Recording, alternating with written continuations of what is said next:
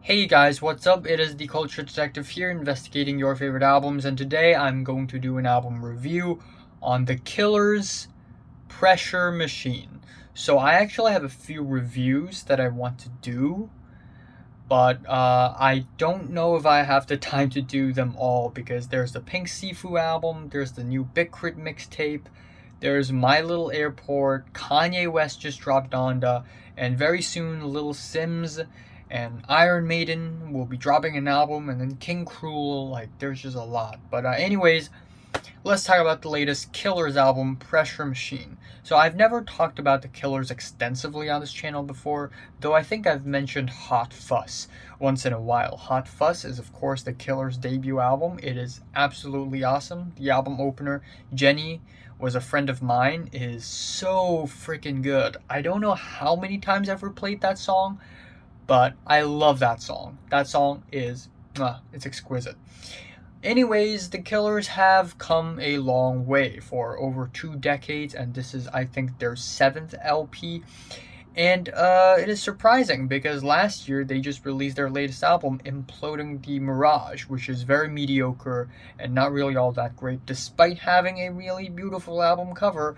But now they have returned with another album very quickly, just a year later, with Pressure Machine, which is an album where they dive a little bit deeper into the folkier side of rock music, Heartland rock.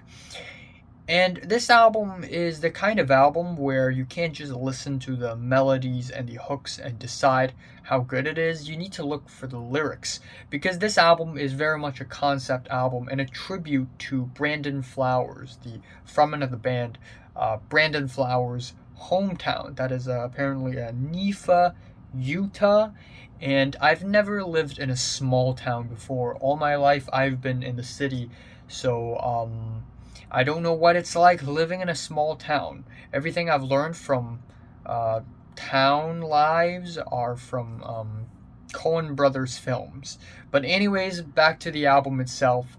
I think it's great. I love the rustic, earnest, down-to-earth, realistic, almost somewhat gritty, but also emotionally raw tone that this album is going for.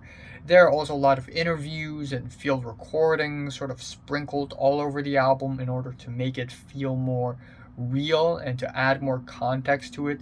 There's of course a lot of storytelling, which is really nice. And yeah, I'm liking the idea behind this album. And the first few tracks are great, of course. We have West Hills, starting off with some short interviews, a slight drony backdrop, entering with some soft strings, emotional guitars, and lamenting vocals, basically introducing the listeners into the town. And then afterwards we have the track Quiet Town, which is slightly rockier, slightly more upbeat. Essentially, this track and many other tracks on this album basically deal with the town life, its beauty, but also its ugliness, the underbelly of town life, the mental struggles, the tragedies, the economic divides and struggles. Anyways, this track basically, in the beginning, deals with the train that passes through the town.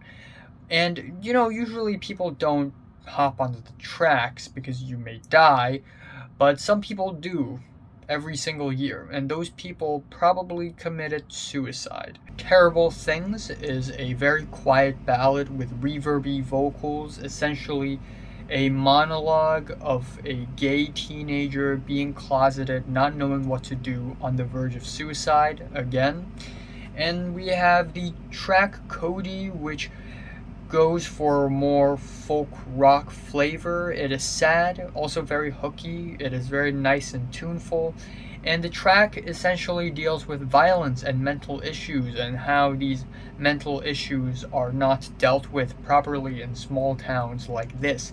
A lot of people just brush it off as, being weird.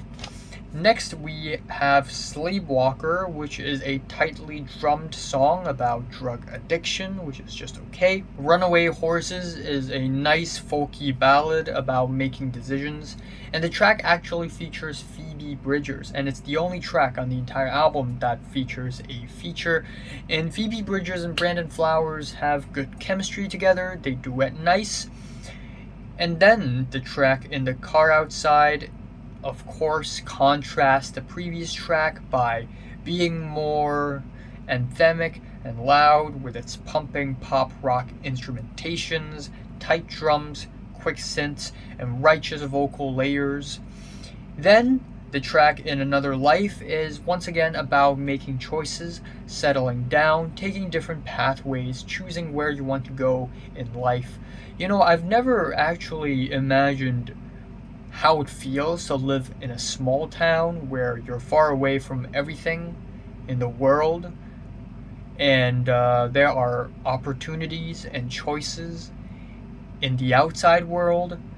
I've never really imagined what it's like, because when I live in the city, everything is in front of me.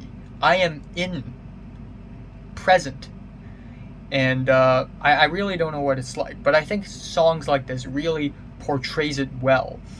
Even though the instrumentals it's just okay on this track. Desperate Things is another really good track with reverby, dejected guitars, and despite how atmospheric and spacey it sounds, it is a ballad about murder. The title track consists of runny guitars and Brandon Flowers basically performing in a very soft falsetto throughout the entire track, where he sings about how the town eventually becomes a dead end, and how, again, people need to make choices, people need to take different paths for their lives, and also the idea that there is no need to rise against one's status. You just accept the situation that you're in, which is a little bit questionable. And afterwards we have The Getting By, which is about getting by, and it's a simple folk ballad and a nice finish for the album. So yeah, overall it is a really solid album with nice instrumentation, nice production, everything's pretty decent. I like the storytelling, I like the heartfelt, grounded lyrics, and overall it is a really solid Killers album, and I'm liking it. I'm giving the Killers Pressure Machine a strong 7 out of 10. My favorite track here is I have no idea. I actually have no idea. There is no favorite track or least favorite. I feel like this is not the kind of album that needs one, but I'm still gonna put them in the description. So, have you listened to the latest Killers album? From 1 to 10, how much did you rate it? Like, and subscribe. One more, and thanks for watching. Kanye Donda review very soon.